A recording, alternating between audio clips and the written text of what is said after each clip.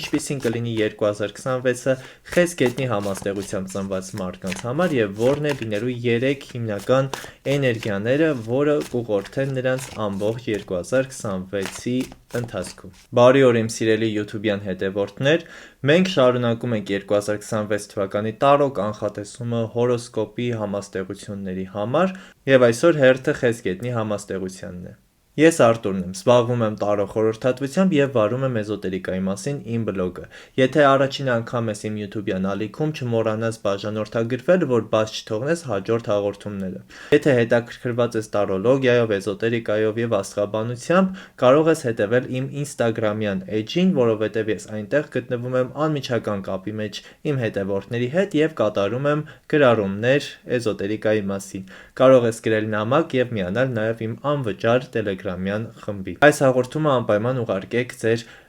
խեցգետնի համաստեղությունը ունեցող մտերիմներին։ Իսկ մեկնաբանություններում կիսվեք ձեր կարծիքներով եւ գրեք ձեր հորոսկոպի նշանը, որ հաջորդ հաղորդումը լինի հենց ձեր մասին։ Եթե ցանկանում եք ունենալ սեփական տարող խորհրդատվությունը, գրեք անձնական նամակ իմ Instagram-յան էջին։ Խեցգետինները ջրի տարերքն են, ովքեր հայտնի են իրենց խորը հուզականությամբ եւ կապվածությամբ իրենց սիրելիներին, ընտանիքի անդամներին ու մտերիմներին։ Այս անձանց համար շատ կարևոր է գտնել իրենց ներքին հենարանները, որի վրա հենվելով կարող են ստեղծել իրենց հաջողակ կյանքն ու կարիերան։ Այս հաղորդման համար ընտրել եմ ռունաների տարրոն, որովհետև ինչպես հին սկանդինավցիներն էին հավատարիմ իրենց արժեհամակարգին, ընտանեկան ադատներին, նույն կերպ էլ խեցգետիններն են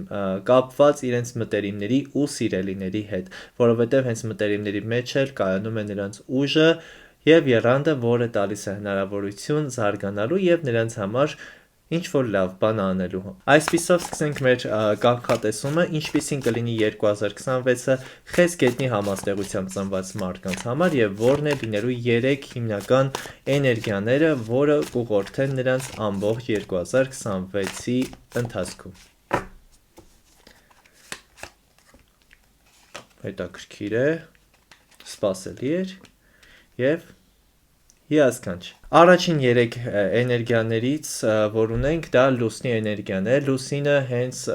շատ հարիր է խեցգետնի համաստեղությանը։ Այստեղ շատ կարևոր է, որ խեցգետինները կարողանան բալանսավորել իրենց ներքին հուզական աշխարհը, չապրեն իրենց ստեղծած ու հորինած աշխարհում, չհավատան սեփական իլյուզիաներին ու վախերին։ Խեցգետինների համար շատ կարևոր է, որ նրանք արտահայտվեն, սկսեն ցույց տալ իրենց զգացմունքները աշխարհին եւ չվախենան իրենց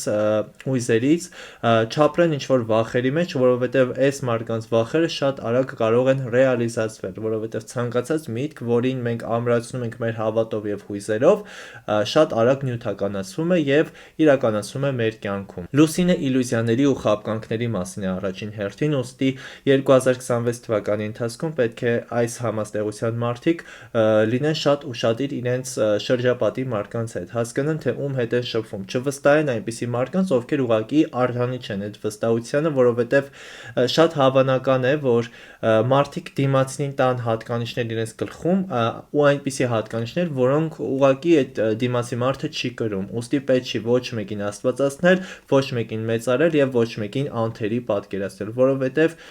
դուք բախվելու եք չոր իրականությանը եւ ունենալու եք հիասթափություններ, իսկ այդ ամենից խուսափելու համար պարզապես պետք է թույլ չտալ, որ ներքին այդ զգացմունքներին, ներքին հավատալիքներին վերցնել մեր գիտակցականի կառավարումը։ Մի տվեք մարդկանց այնպիսի հատկանիշներ, մի կապվեք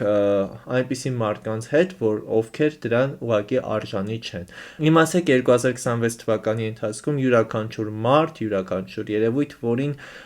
որից դուք կկարչեք, որին կունենաք կապվածություն, ձեր ձեռքից կվերցվի։ Կարող են լինել կոնֆլիկտներ, վիճաբանություններ կամ անգամ խաբեություն ու դավաճանություն, ուստի այստեղ շատ կարևոր է, որ ոչ մեկին ոչ մի պարագայում ձեր մտքերում չաստվածացնեք, որովհետև տիեզերքը շատ արագ ձեզ ցույց կտա այդ մարդկանց իրական դեմքն ու պատկերը։ Նաև լուսնի էներգիան իր մեջ կրում է շատ խորը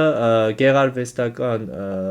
ճյուղ, շատ կարևոր է, որ դուք սկսեք նկատել աշխարհում գեղեցիկը, ձեր շրջապատի գեղեցիկը, գույները, մարդկանց գեղեցկությունը, եթե կարողանաք հենց ռեալիզացվել որևիցե ստեղծագործ կողմով, ինչպիսիք են օրինակ նկարչությունը, գույների հետ աշխատանքը, դիզայներությունը, դա շատ կօգնի ձեզ բալանսավորել ձեր ներքին հուզական աշխարհը եւ թույլ չի տա ձեզ էլ ավելի խորանալ ինքներդ ձեր մեջ ու ընկնել ինչ-որ դեպրեսիվ վիճակներում։ Առհասարակ 2026 թվականի ընթացքում խուսափեք միայնակ մնալուց, որովհետև մենակությունը այս նշանի մարդկանց շատ հաճախ տանում է հենց այդ կազմաքանդման, դեպրեսիվ օրերի, մելանխոլիկ վիճակների, որը կարող է ձեզ էլ ավելի խորացնել ձեր թախիծի մեջ։ Փորձեք հնարավորինս շատ շփվել մարդկանց հետ, շփվել մտերիմների, սիրելիների ու ընկերների հետ, այն տեսակ մարդկանց հետ, ովքեր ձեր կյանք բերում են պոզիտիվ ու բերում են ձեր համար պակասող կրակը, որովհետև կրակը այդ իմպուլսը ձեզ համար շատ կարևոր է։ Այստեղ ունենք նաև 9 գավաթը, առհասարակ 9-ները տարոյում խոսում են միայնության մասին, ինչպես նշեցի լուսնի էներգիայի դեպքում, շատ կարևոր է, որ դուք մենակության մեջ չընկնեք դեպրեսիայի մեջ, հա։ Եթե զգում եք, որ ցանկանում եք մնաք միայնակ, ուրեմն պետք է ստեղծեք այն ամբողջ կոմֆորտ վիճակները, որ այդ մենակությունը դառնա ձեզ ռեսուրս էներգիա հավաքելու եւ նորից աշխարհ վերադառնալու համար, բայց ամեն դեպքում թույլ չտաք, հա, որ այդ միայնությունը 1 կամ 2 օրից ավել տևի։ Շատ կարևոր է, որ դուք հաճույք ստանաք հենց ձեր ներկայությունից ձեր կյանքում, հա, որովհետև մենք ունենք միայնության երկու տեսակ, մի տեսակում մարդը տխրում է, որ ինքը մենակ է, ավելի է խորանում իր դեպրեսիվ մտքերի, վախերի, տխրության մեջ, մյուս տարբերակում մարդը ուրախ է, որ մենակ է ու այդ մենակությունը օգտագործում է իր ուժերը հավաքելու, իր պոտենցիալը վերականգնելու, ինչ որ աշխատանքներ տանելու եւ պարզապես հանգստանալու համար։ Շատ կարևոր է, որ դուք կարողանաք շեշտը դնել հենց երկրորդ տեսակի միայնության վրա, որում միայնությունը ուղղակի ռեսուրս է ձեր համար, ձեր նպատակի հետևից գնալու։ Երրորդ քարտը 7 գավաթն է, իսկ ռունաների տարոյում 7 գավաթը խոսում է ընտանեկան կապերի, ընտանիքի անդամների ու սիրելիների հետ հարաբերությունների մասին։ Եթե ունեք որևիցե խռովություններ ընտանիքի ներսում, բարեկամների հետ, շատ լավ կլինի, որ 2026 թվականի ընթացքում հաշտվեք եւ վերջ տաք այդ տխուր վիճակներին։ Այնուամենայնիվ շատ լավ կլինի, որ դուք ինիցիատիվան ձեր ձեռքը վերցնեք եւ ցույց տաք այդ մարդկանց, որ ամեն դեպքում դուք նրանց սիրում եք եւ պատրաստ եք, հա, հարաբերությունները վերականգնելու։ Առհասարակ 2026 թվականի ընթացքում շատ ժամանակ անցկացրեք հենց ընտանիքի անդամների հետ, փորձեք հնարավորինս լավ բաներ անել ընտանիքի անդամների համար։ Փոքրիկ նվերներ, ինչ որ ընտանեկան ճաշկերույթ, տանից դուրս գալ, իսկ այստեղ նաև կարևոր է նշել այն փաստը, որ ընտանիքը հաճախ կարող է լինել պարզապես մեր ընկերական շրջապատը, ուստի եթե դուք ձեր շրջապատում ունեք սիրելի մտերիմ մարդկանց, նրանց հետ կոնտակտը պահելը, նրանց հետ ժամանակ անցկացնելը նույնպես կարող է լինել շատ արդյունավետ, այդ ամենը ձեզ տալիս է էներգետիկ ներուժ, բուստ է անում ձեր էներգիան, որ դուք կարողանաք առաջ գնալ, ունենալ անհրաժեշտ պոտենցիալն ու էներգիան, անհրաժեշտ ռեսուրսը կյանքում ռեալիզացված լինելու, հա։ Իհարկե պետք չէ ոչ մեկից կարճել, պետք չի մտածել, որ եթե ձեր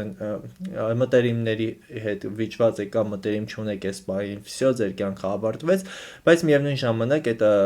հաճելի պահերը ձեր կյանքում շատ մեծ նշանակություն ունեն ու հետևեք առհասարակ, որ